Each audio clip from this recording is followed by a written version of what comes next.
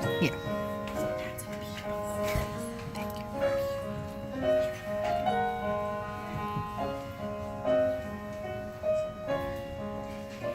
This evening has been swell, a first date in New York. You asked the proper questions, you used the proper fork. You looked me in the eyes, you were calm, polite, composed. You even bypassed my pet peeve and chewed with your mouth closed.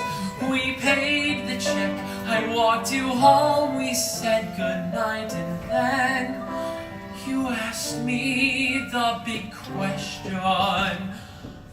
Would I like to see you again?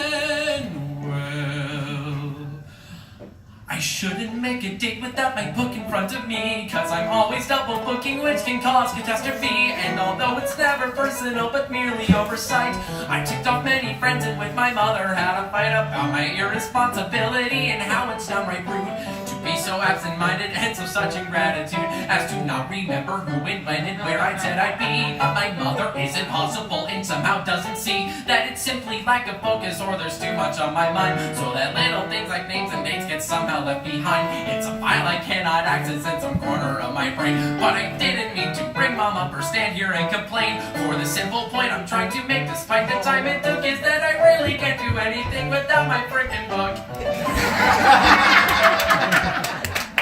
And I guess that we would be remiss to not pay some attention to the simple fact that both of us are busy. Did I mention that I take a class in pottery and practical philosophy, which mother finds indulgent, but it's just my curiosity about the world around me. So that means without a doubt that Thursday nights and Friday afternoons are simply out. And I'm sure you got your conflicts and appointments you must keep.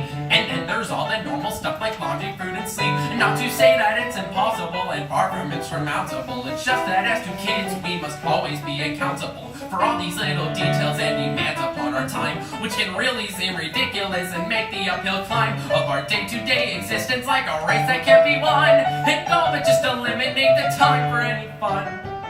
And I probably should mention, although maybe it's too soon, that I tend to be a little shy and hide in my cocoon. I really am the quiet type and what you call old-fashioned, for the physical affection for the one I date is rationed out in small amounts, and over time it takes a while to bloom. And moving on to second base takes time, so don't assume that the speed of my libido has a thing to do with you. It's really just some Catholic crap that I'm still working through.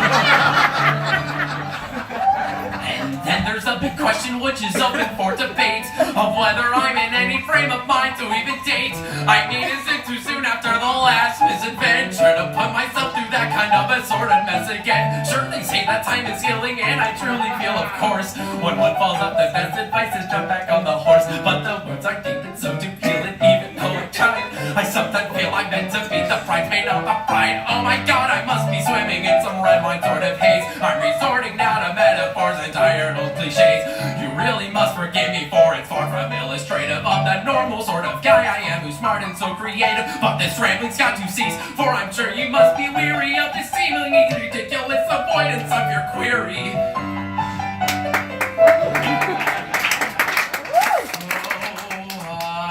Yes, the simple truth which defies all comprehension is there was a quicker path to take than this prolonged invention. When you asked me for another date, which caused me to digress, I should have gotten to the point and simply answered no.